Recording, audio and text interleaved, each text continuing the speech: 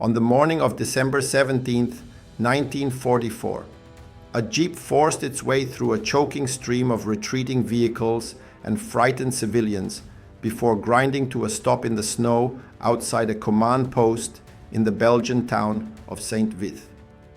The sky hung low and metallic, the kind of winter sky that seemed to press downward with physical weight. Smoke drifted in slow ribbons above the rooftops. Somewhere to the east, artillery pounded with a rhythm that felt steady and unstoppable, like a giant hammer striking iron in the distance. A brigadier general stepped down from the jeep. He did not arrive with fanfare. There were no staff cars lined in neat rows to receive him, no guards snapping to attention. 3 men climbed out behind him, an operations officer with a map case, an aide carrying field glasses, and a driver who had not slept properly in 2 days. That was all. 4 figures in the snow, entering a battle that was already out of control. The general's name was Bruce C. Clarke. In Washington, his name carried no glamour. In Paris, reporters did not chase him for quotes. In the German High Command, he was not considered a priority threat.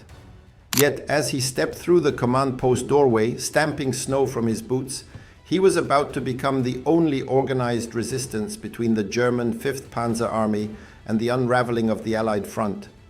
Inside, Major General Alan W. Jones looked 10 years older than he had a week earlier. Maps were pinned across the walls. Telephones rang without pause. Radio operators shouted fragments of reports that contradicted one another. Units that had existed neatly on paper 48 hours earlier were now scattered across frozen hills or simply silent. Jones did not waste time on ceremony. 2 of his regiments were surrounded on the Schnee-Eifel Ridge. Communications were fragmenting. German armor had punched through sectors that had been considered quiet only days before. The men of the 100. 6th Infantry Division had been green, undertrained, and untested. Now they were being crushed in a storm they had never imagined. Jones told Clarke plainly that he had committed every reserve. There was nothing left to send east. The crossroads of St. Vith, the most critical traffic hub in the Ardennes sector, was exposed. Clarke had arrived expecting to pass through the town on a routine road march. His own formation, Combat Command B of the 7th Armored Division, was strung out north of town, trapped in endless columns of vehicles jammed along icy forest roads. What he walked into was not a transition, it was collapse. The German offensive that had exploded before dawn, the previous morning, would later be called the Battle of the Bulge. It was Adolf Hitler's final massive gamble in the West.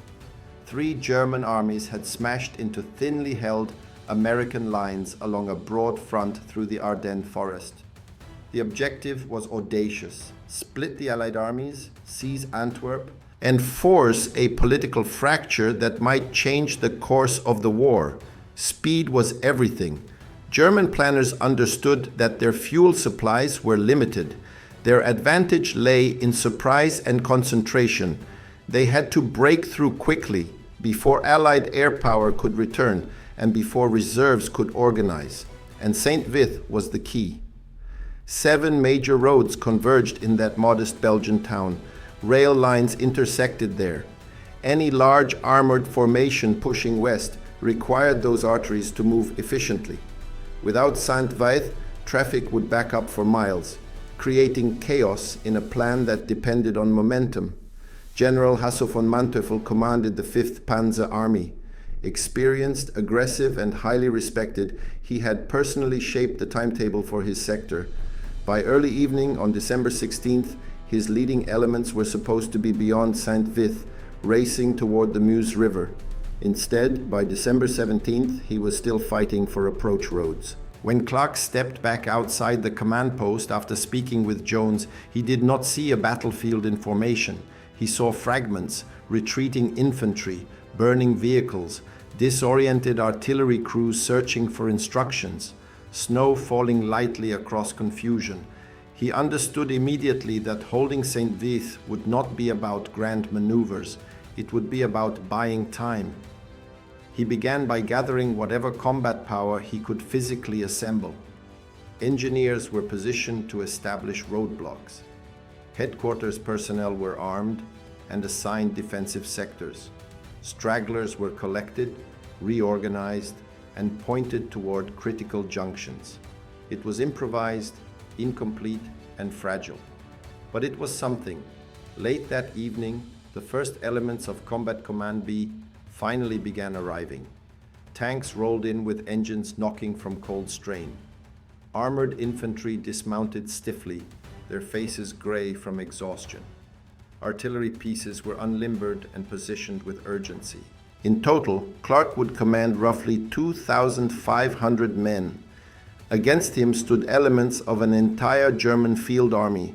A conventional commander might have ordered trenches dug and fixed defensive lines established east of town. Clarke did the opposite. Months earlier, in the muddy tank battles near Ardennes, he had faced the same German commander now advancing towards St. Vith. There, he had learned something critical: predictability kills. In Lorraine, he had commanded Combat Command A of the 4th Armored Division.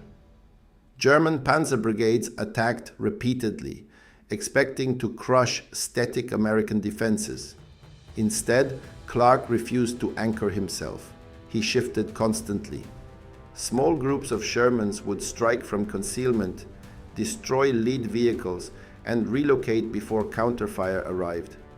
German tank crews reported American armor everywhere. They could not determine strength because the Americans never stayed long enough to be counted.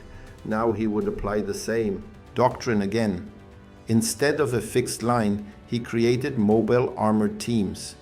2 tank companies were distributed across key approach roads with strict instructions: engage briefly, inflict damage, withdraw before being fixed, appear larger than reality, force the enemy to overestimate. Through the freezing night of December 17th into December 18th, tank commanders studied maps under red filtered lights. Drivers memorized alternate routes. Artillery officers plotted pre-registered fires along likely axes of advance. Clarke moved from position to position, speaking quietly, giving clear directives. He did not raise his voice. He did not dramatize the situation. He simply prepared. At dawn on December 18th, German reconnaissance units advanced cautiously towards St. Vith. They expected disorganized resistance. Instead, they encountered sudden, accurate tank fire. A Sherman round struck the lead German vehicle blocking the narrow road. Another tank fired from an unexpected angle. Within minutes, the American tanks withdrew along secondary routes. Half an hour later, those same tanks struck another column miles away. Reports began flooding into German command posts. American armor on multiple roads. Coordinated fire. Counterattacks from different directions. Manteuffel's intelligence officers attempted to define the size of the defending force. Boundaries were unclear. There was no consistent front. The Americans appeared dispersed, yet coordinated. The conclusion reached higher headquarters was exactly what Clarke intended. They believed they were facing a substantial armored formation, possibly an entire corps positioned defensively around St. Vith. Manteuffel adjusted his plan. Instead of bypassing light resistance, he began preparing a deliberate assault. Divisions originally scheduled to push west were redirected to secure the crossroads. Time began slipping through his fingers. On December 19th, catastrophe struck on Clarke's flank. The surrounded regiments on the Schnee-Eifel surrendered. Thousands of American soldiers marched into captivity. Overnight, Clarke's northern protection vanished. German columns began flowing around St. Vith on both sides. Clarke's command was becoming an island. Every military manual would have supported withdrawal. He was outnumbered, partially encircled, and increasingly isolated. He stayed. He contracted his perimeter gradually, concentrating around the road junction itself. He understood that terrain was less important than time. Every hour denied to the Germans compounded their logistical strain. Overall divisional coordination fell to Brigadier General Robert W. Hasbrouck, who managed communication with higher headquarters. Clarke focused entirely on the fight unfolding street by street and road by road. Then Hitler escalated. Furious that the timetable was collapsing, he released the Führer-Begleit Brigade commanded by Colonel Otto Ernst Rehmer. Well equipped and fiercely loyal, it was intended as a decisive hammer blow against stubborn resistance. When the brigade entered the fight on December 20th, pressure intensified immediately. Artillery barrages grew heavier. Infantry assaults became coordinated pushes supported by armor. Clarke's men had been fighting for days with minimal rest. Ammunition began running low. Sleep became a memory. On December 21st, Clarke made another defining decision. His perimeter was too large for his shrinking force. He pulled his units inward into a tight oval defensive shape, later nicknamed the fortified goose egg. It shortened lines and increased mutual support, but surrendered ground to the enemy. Inside that perimeter, exhaustion was visible everywhere. Tank crews rationed shells. Infantrymen fired carefully, knowing resupply was uncertain. Engineers laid mines and then fought with rifles. Clerks and cooks filled empty foxholes. Clarke refused to sleep indoors. If his men endured the cold, so would he. He rested in his jeep between visits to threatened sectors, boots still on, coat pulled tight. On December 22nd, German forces launched a coordinated assault from multiple directions. Artillery shook buildings to rubble. Infantry infiltrated weak points. Tanks pushed into shattered streets. Clarke moved continuously, shifting small reserves to plug gaps. He had no real reserve left, only fragments pulled from quieter sectors and thrown into crisis points. By evening, parts of the eastern perimeter had collapsed. German troops were within striking distance of the crossroads. But 6 days had passed. 6 days the German timetable could not afford.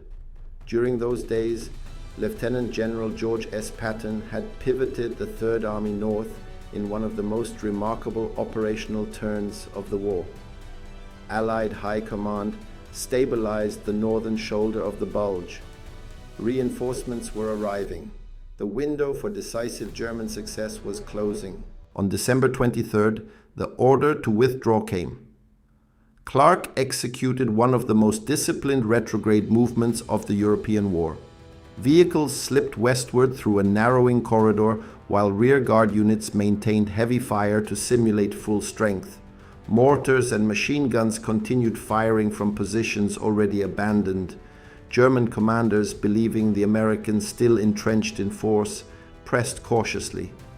By the time they realized the withdrawal was real, most of Clarke's surviving command had escaped intact. St. Vith finally fell, but not on schedule, not quickly, not cheaply.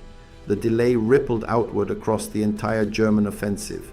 Years later, in a quiet post-war meeting, Manteuffel admitted that German intelligence had believed they were facing an entire American corps at St. Vith. Clarke's 2 tank companies had deceived an army. He had not destroyed the 5th Panzer Army.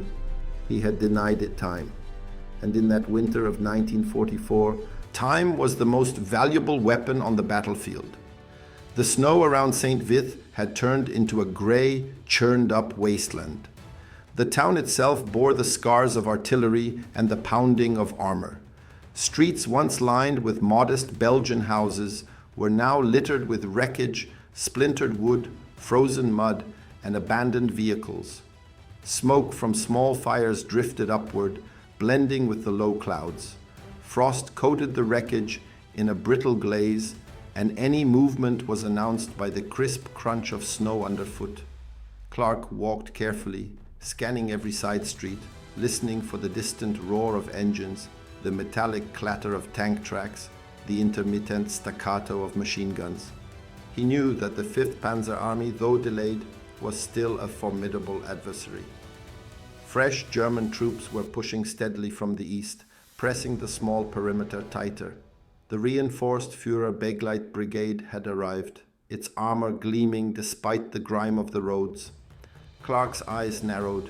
As he calculated, his 2 tank companies, a few hundred armored infantry, a handful of engineers, and makeshift ad hoc units were the only organized force blocking a much larger, well-equipped enemy. Yet every minute he delayed the Germans was a minute bought for the Allies elsewhere. A minute that could allow General Patton to swing the Third Army north or give Montgomery time to stabilize the northern flank. Clarke's headquarters within the Goose Egg perimeter was crowded with men exhausted beyond measure. Some had not slept in days, their faces were pale, their movements sluggish. Others were on edge, nerves fraying after repeated shelling. Clarke moved among them silently, issuing crisp, precise orders. He did not raise his voice. His authority came from competence and calm. He reminded each man of their critical role. Hold this sector long enough to buy time. If we fall as a unit, but we do not break. Small skirmishes erupted across the perimeter. German infantry attempted to infiltrate through snow-laden hedgerows. Tank crews fired from concealed positions along side roads, retreating after each shot to another concealed location. Clarke had instructed every unit, do not allow the enemy to map our positions. Appear everywhere, disappear everywhere. Make them think they are facing a force far greater than reality. By the evening of December 23rd, it became clear that the perimeter would not hold indefinitely. Ammunition stocks were low, medical supplies were dwindling, artillery support was minimal. Every replacement soldier that could have arrived had either been captured or was still trapped in traffic jams miles away. Clarke had to decide between 2 unpalatable options: stand and be destroyed, or withdraw in an organized fashion under enemy pressure. He chose the latter. The withdrawal plan was meticulous. Vehicles would exit through the western corridor first. Rearguard elements on the eastern side would continue to fire, maintaining the illusion that the perimeter remained fully occupied. Mortars fired pre-registered rounds from previously abandoned positions. Machine guns rattled intermittently, simulating full platoons in sectors that no longer contained more than a skeleton crew. Clarke oversaw every movement personally, moving between positions, adjusting timing, ensuring that no gaps emerged in the phony illusion. As the day progressed, German reconnaissance reported seemingly constant American presence. German commanders could not discern whether the enemy had withdrawn or remained fully entrenched. Any hesitation they experienced was precisely what Clarke had intended.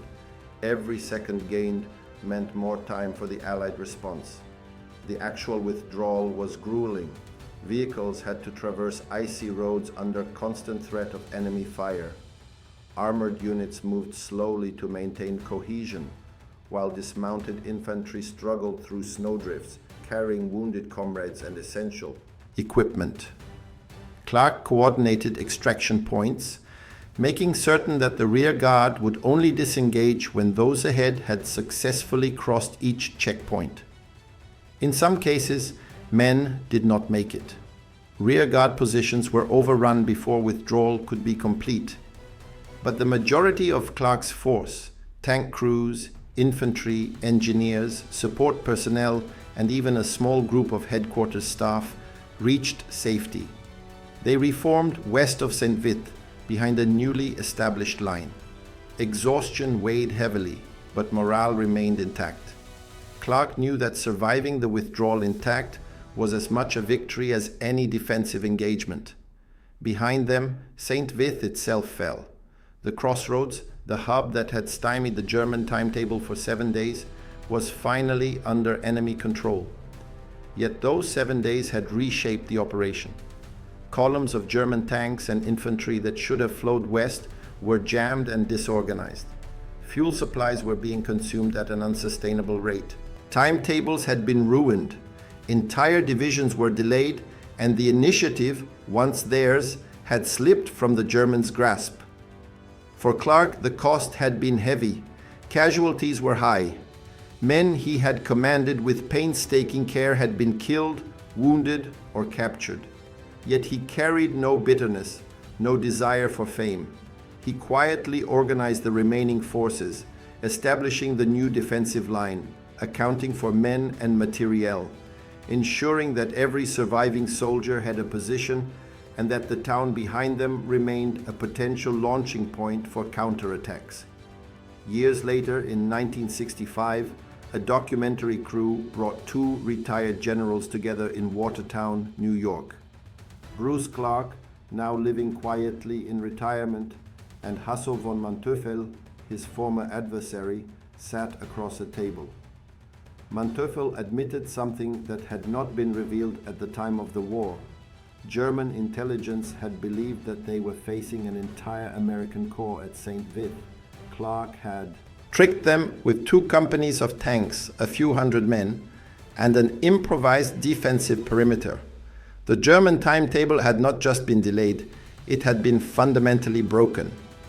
Clarke listened quietly, aware of the enormity of what had been accomplished without any fanfare, without awards, without press coverage. To the world, the story of the Bulge became that of Bastogne and the famous one-word reply from General Anthony McAuliffe. Yet the unseen story, the pivotal engagement that bought critical time and disrupted the German plan, had been the defense of St. Vith. Clarke had fought not for fame, but for the lives of his men and the strategic survival of the Allied front. Even Manteuffel, a man who had fought with precision and discipline, acknowledged that Clarke's actions had altered the course of the German offensive. The 5th Panzer Army's timetable was irretrievably broken. Columns of armor had been immobilized by uncertainty, artillery had been misdirected, and momentum had been lost. The delay allowed General Patton's 3rd Army to pivot north and strike into the German southern flank. Montgomery stabilized the northern shoulder. The window for a decisive German breakthrough had closed entirely, and St. Vith, a small town few Americans had ever heard of, had been the fulcrum upon which the battle pivoted. Bruce Clarke never claimed fame. He never wrote memoirs, never sought interviews. He simply returned to his home and his life, leaving the recognition to others. Yet the men who had fought with him, who had endured freezing nights in foxholes, who had maneuvered tanks along icy roads under constant fire, never forgot what he had accomplished. They knew that in the Ardennes, in December 1944, one brigadier general with almost no resources had delayed an entire field army for a full week. They knew that his mobile defense had created the illusion of strength, the perception of force, and the strategic advantage that allowed the Allies to recover and stabilize the front. And though the historians and public memory often remembered McAuliffe at Bastogne, the quiet, disciplined, relentless fight at St. Vith had arguably been the true pivot of the Battle of the Bulge.